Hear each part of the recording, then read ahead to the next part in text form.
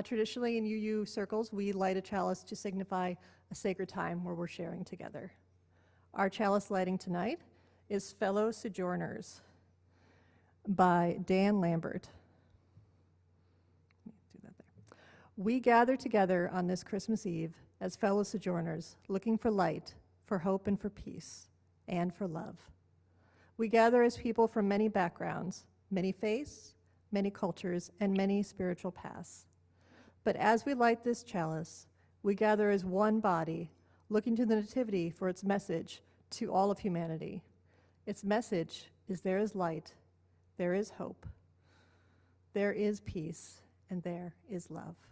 Thank you. You Are the Holiday Miracle by Gwen Matthews. As December opens up before us, we welcome in the gift of reflection. We turn toward our holiday celebration and search for common threads, of meaning. We begin with Yule, the winter solstice, and we are invited to explore duality, cycles, and the seasons, and to witness the Holly King being overcome by the Oak King. Yule reminds us that we all partake in the miracle of renewal. Hanukkah, the Festival of Lights, commemorates a time of miracles when the faith of the Jewish people sustained them to reclaim their holy temple and keep the light of the menorah burning for 8 days. Christmas, the celebration of Jesus' humble birth in a manger, offers us to revisit the miracle of birth and the desire to find saviors to heal the scars of humanity. Here in our church, you are just as much a holiday miracle as the turning of the earth, as persistence and dedication to a faith, as the creation of new life. We see the love you give to others, the space you create to hold one another's joys and sorrows, and the generosity and spirit you entrust to this community. You are the holiday miracle. This community is one of miracle makers. Oh, come, all ye faithful, joyful and triumphant. Oh, come ye to Bethlehem.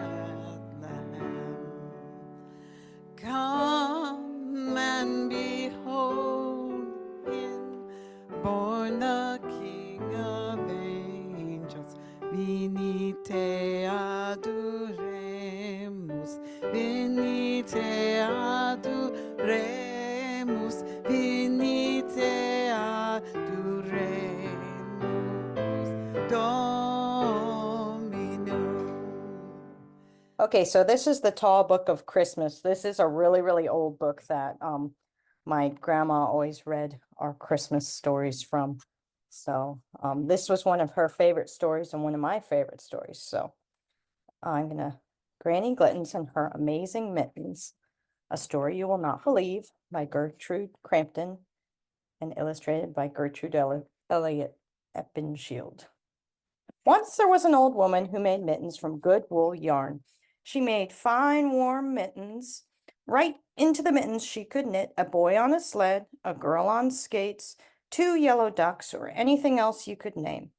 All the mothers and fathers from miles around ordered mittens for their children from Granny Glittens. The needles would flash, and she would knit pictures in the old lady's kitchen from morning till night. Granny Glittens made mittens because she liked to make mittens, and she made mittens to sell.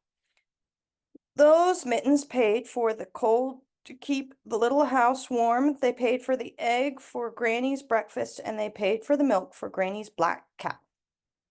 Now, of course, Granny Glittens was very busy just before Christmas. Every child wanted a new pair of Granny's mittens for Christmas. Then the needles flashed in the morning and in the evening and in the middle of the day. But just before Christmas, everything went wrong. Oh, Granny Glittens had orders and orders and orders for mittens. She had so many orders that she kept saying to herself, "Perhaps I can buy a fine new stove for my kitchen." Yes, the orders came in. It was the yarn that was wrong. Granny Glittens had to send to the city for yarn. She ordered red yarn and brown yarn and green yarn and yellow yarn and black yarn, but the store sent white yarn balls and balls and balls and balls of white yarn. nothing but white yarn. With the yarn came a letter. Dear Granny Glittens, we do not have red yarn or brown yarn or green yarn or yellow yarn or black yarn. All we have is white yarn. We have asked the other stores, and they do not have red yarn or brown yarn or green yarn or yellow yarn or black yarn. All they have is white yarn. So we are sending you white yarn. We are sorry, the store. Oh, said Granny Glittens. Nobody wants white mittens. What shall I do? The black cat came into the kitchen. Granny said to him, I must think. Oh, I must think.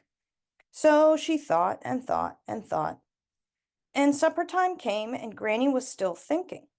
At last the black cat began to cry for milk. Poor cat, she said. It is dark, and you are hungry, and so am I. I will think some more later. She poured some milk for the cat, and she opened her cupboard to see what she could find for herself. Red peppermints, green wintergreen, brown chocolate, black licorice, and yellow lemon drops. They were the colors she needed for her mittens. Do you think? She asked the cat. Well, the only way to find out is to find out. She got out 5 pans from the cupboard and she put them all on the stove. Then she put the peppermints in one, the wintergreen in another, the chocolate in a third, the licorice in the next, and the lemon drops in the last. Granny Glitten stirred the 5 pans very carefully with 5 spoons. Then she put a ball of white yarn into the peppermints, and the yarn turned a beautiful red. She put a ball of yarn in each pan and stirred more carefully than ever. When each ball was the right color, she took it out and put it in another. It was late at night, and everyone else had been sleeping for hours and hours before Granny Glittens had all the red, green, and brown, and yellow, and black yarn she needed. Oh my goodness, she said to the cat. I am tired, and I am so hungry. I could eat this yarn. I forgot all about my supper. And just for fun, to show the cat how hungry she was, Granny Glittens bit off a small piece of red yarn. It tasted good. Granny tasted the other colors, too. Granny Glittens smiled and smiled and smiled, and the next morning the knitting needles flashed and turned, and new mittens were wonderful. Not only did they have yellow ducks and fir trees and dancing bears and snowmen with black hats, but the children could eat the yellow ducks and fir trees and dancing bears and snowmen with black hats. Granny Glitten sold so many mittens that she bought a shiny new stove for her kitchen. And of course, she was knitting mittens all year round, because as soon as ever a father or mother bought a child a pair of mittens, the child said they were the best present he ever had and then ate them. Can you believe it?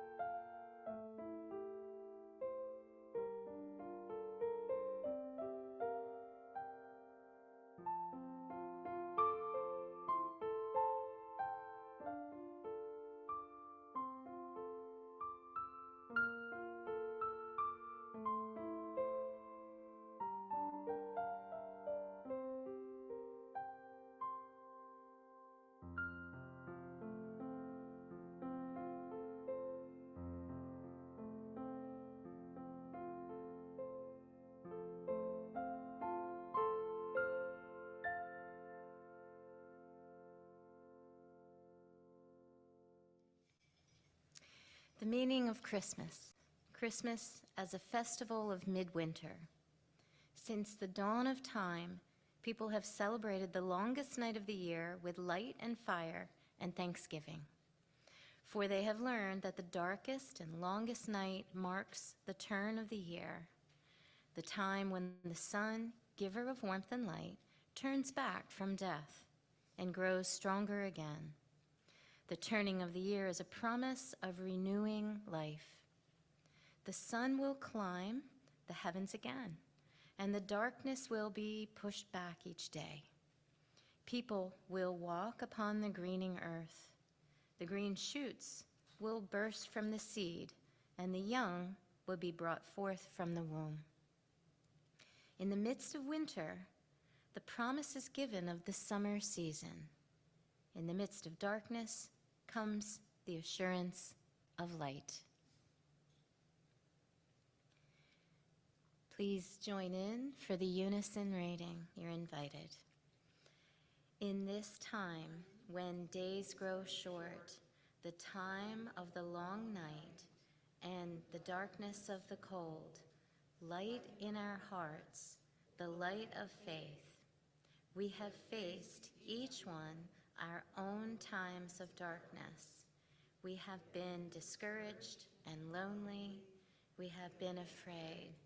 Yet we trust that we too will find light for our darkness and turn again to life with courage and with faith.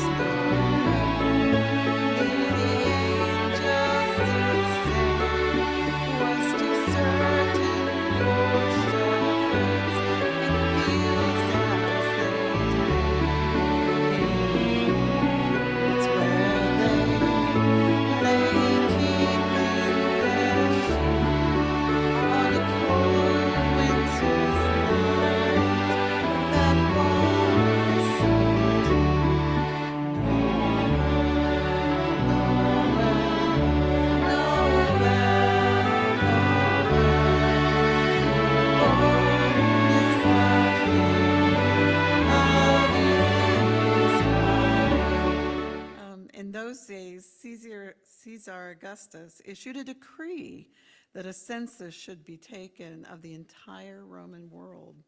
This was the first census that took place while Quirinius was governor of Syria, and everyone went to their own town to register. So Joseph also went up from the town of Nazareth in Galilee to Judea, to Bethlehem, and to the town of David, because he belonged to the house in the line of David, the house in the line of David. He went there to register with Mary, who was pledged to be married to him and was expecting a child. While they were there, the time came for the baby to be born. And she gave birth to her firstborn, a son. She wrapped him in cloths and placed him in a manger because there was no guest room available for them. And there were shepherds living out in the fields nearby, keeping watch over their flocks at night. An angel of the Lord appeared to them, and glory of the Lord shone around them, and they were terrified. But the angel said to them, "Do not be afraid. I bring you good news that will cause great joy for all of the people. Today, in the town of David, a Savior has been born to you. He is the Messiah, the Lord. This will be a sign to you. You will find a baby wrapped in cloths and lying in a manger." Suddenly, a great company of the heavenly hosts appeared with the angel, praising God and saying, "Glory to God in the highest heaven, and on earth peace to those to whom his favor rests."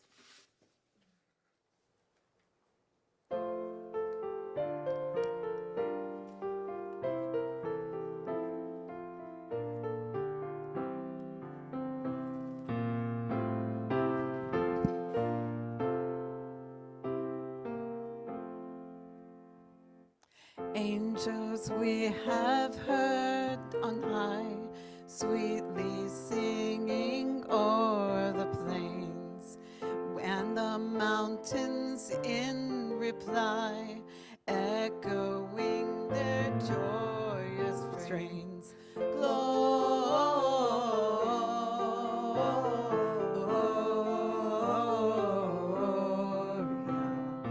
in excelsis Deo, Gloria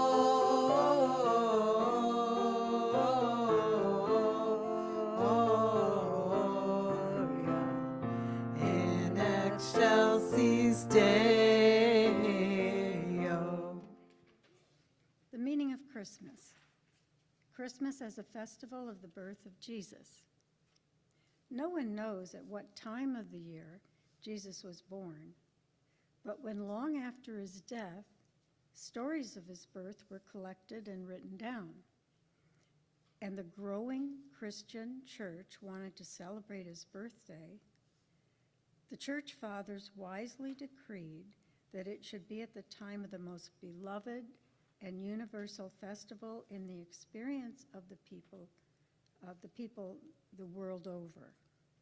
The midwinter celebrations, the Festival of Light.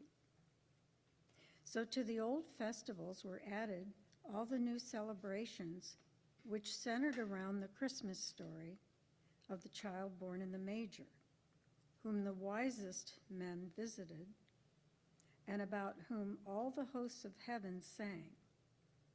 Stories gathered from many times and many places and told and retold in story and song and in poetry, each adding its magic to the meaning of Christmas. Each year at this time, we turn again to hope in a time of darkness, to the old hope of people in the world of terror and tumult for peace on earth in some far day, to people of goodwill, and of the importance and promise of every child who is born into the world. Do I go on to the next one? Yes, and you're welcome to read along. Okay. Oh, it's up there. Okay. The lighting of the second candle of Christmas. Christmas has come once more to the earth. Light in our hearts, the light of hope. Let us remember that the great and holy may sometimes be found in unlikely and unaccustomed places, and that from the most humble beginning, children come who carry within them the seeds of greatness and of great light. May we remember that in each one of us burns an unquenchable and eternal light.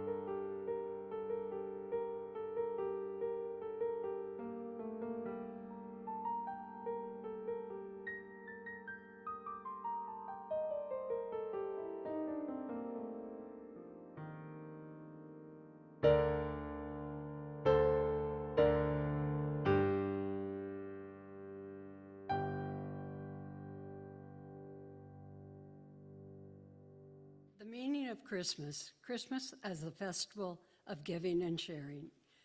Christmas is a festival of giving and sharing. It is a time of secrets and surprises, of gifts chosen with loving care and shared with joy. The child in Bethlehem was himself a gift to his parents and to the world, which is a better place because he has lived. The gifts of Christmas are the gifts of life itself and of love, which makes life possible.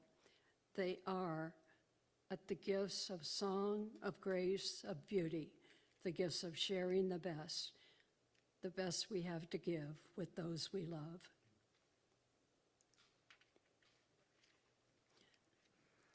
And the unison reading for the lighting of the third candle of Christmas. At this time of the giving of gifts lovingly made and carefully chosen, at this time of the sharing with one another that which is deepest and dearest to us, light in our hearts the light of love, heal in our hearts the wounds of misunderstanding, mistakes, and regrets. Help us to reach out with joy and grace for the gifts which life and love offer us, and sustain us or hopes and labors together, for that time when all people shall come into the circle of peace and world fellowship. May we share this Christmas, the best of who we are, with those we love. Together, may our hearts share peace.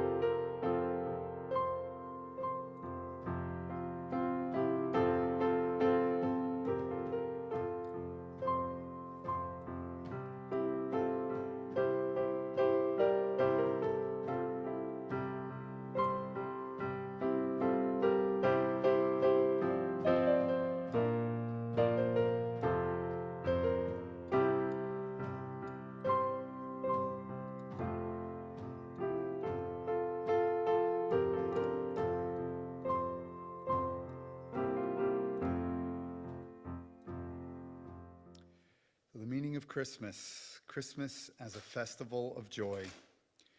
Christmas is a festival of joy. It's a time of feasting and fun, of singing and visiting, of friends and family reunited, of glittering trees and lighted houses, of stockings and presents, of fires and candles, of stories of a tiny child in a manger. All the bright heritage which has come down to us as members of a large human family. The joy of Christmas belongs to those who have the vision to seek a guiding star in the dark mystery which cradles the earth. The joy of Christmas belongs to those who in the midst of darkness have lighted candles in the night. And now our unison reading, the lighting of the fourth candle of Christmas. Please join. In this happy season, light in our hearts the light of joy. To miss the joy of Christmas is to miss its holiest secret. Let each of us build into our Christmas all that is bright and warm and joyful, the holiest and most precious of human qualities. Let there come into our hearts the wisdom to be for a little time as a little child, to warm ourselves by the fire of imagination, to learn the abiding wisdom in poetry and legend and in song. Let this be the season where wisdom enough and time are ours for the seeking and the asking, and where joy may abound.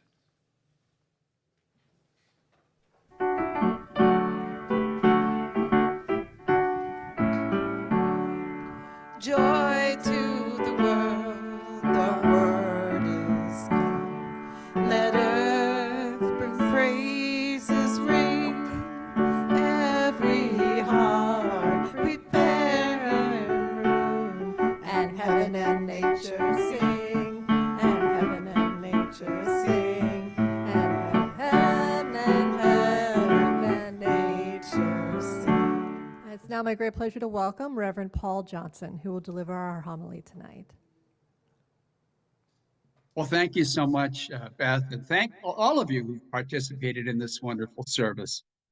You know, last Monday, as Carol and I left West Melbourne to return to our home down here in Stewart, we listened to the funeral service for Sandra Day O'Connor and found it very, very moving.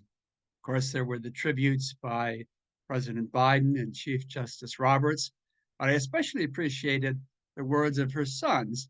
They said they had followed to a T her instructions as to what was to be in the service. And the one thing the most moving to me was the hymn sung by the choir, Day by Day. And the first verse goes like this: day by day, and with each passing moment, strength I find to meet my trials here. Trusting in my Father's wise bestowment, I've no cause for worry or for fear. He whose heart is kind beyond all measure gives unto each day what he deems best. Lovingly, it's part of pain and pleasure, mingling toil with peace and rest. This, I believe, was my mother's favorite hymn. In fact, she wrote her own hymn along similar lines and entitled it Just a Day at a Time. In fact, those words, just a day at a time, are on her gravestone. And often I'm reminded of her admonishing me not to borrow troubles from tomorrow, but to live today, day after day. So I was wondering, as we drove down from West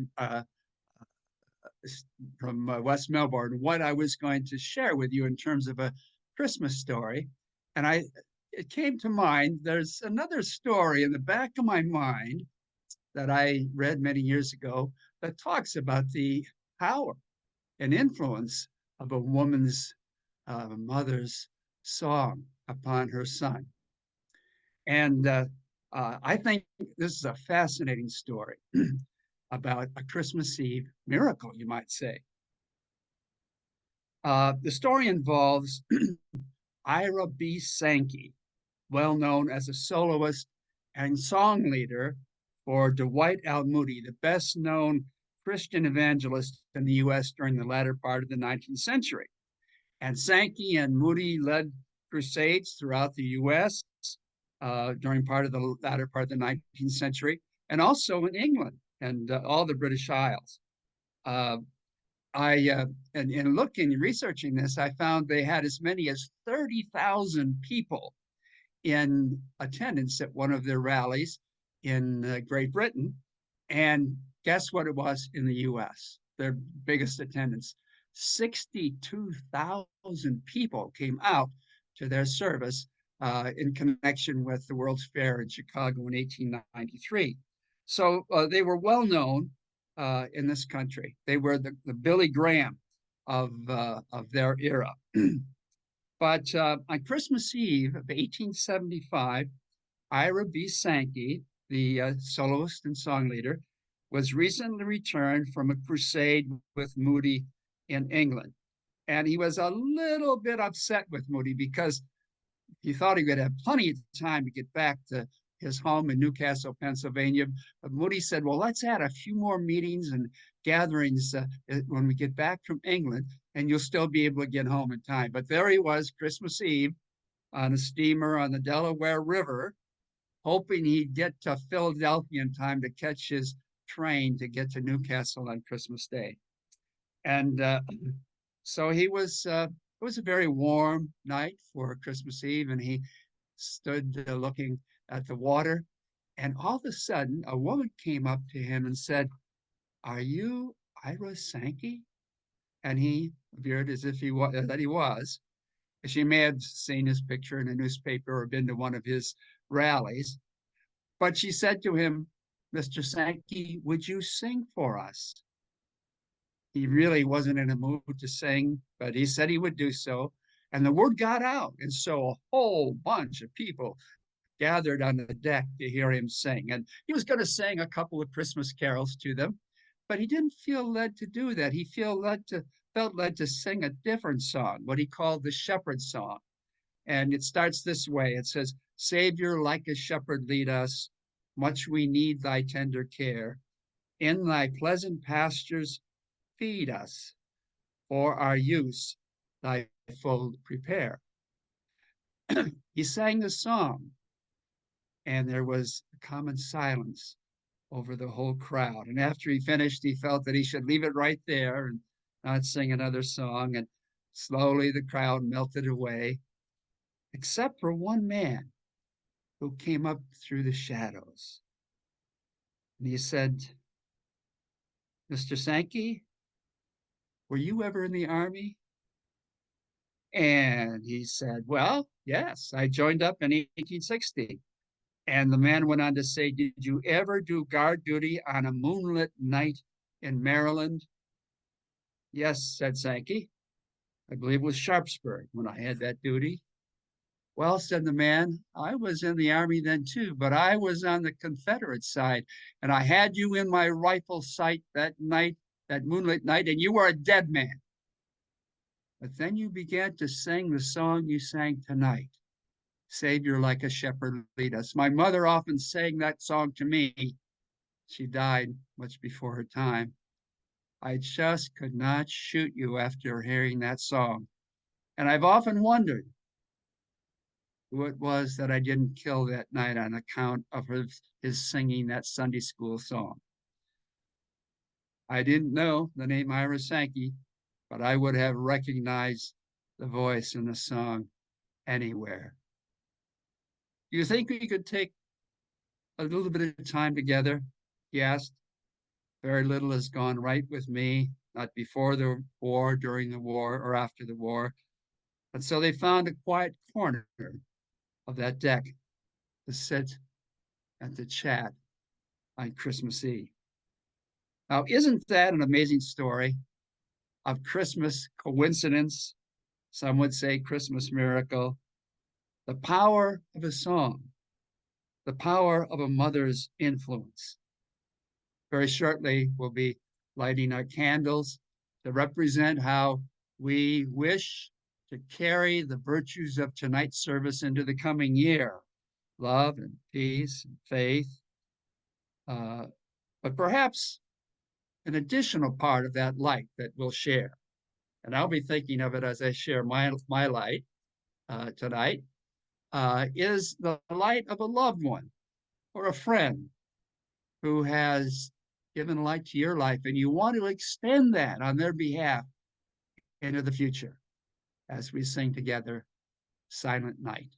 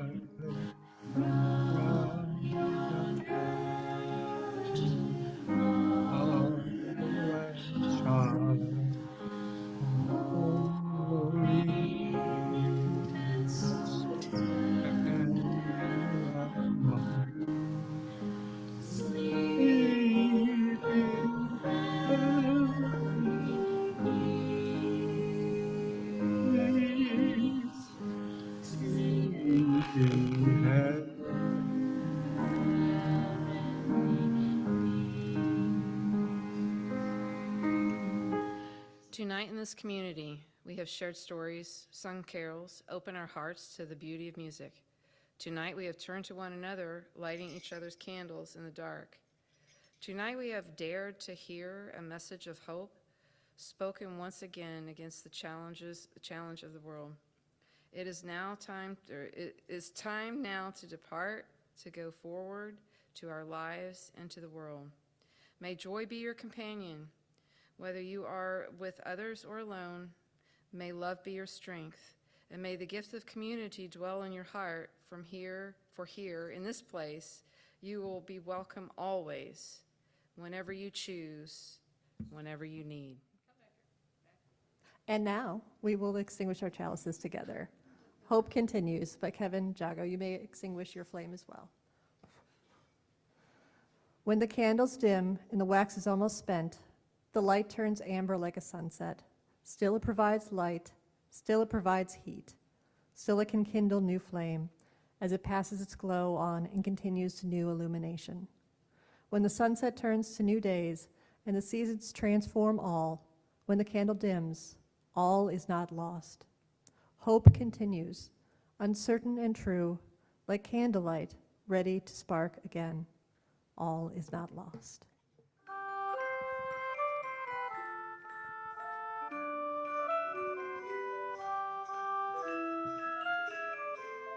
Yay!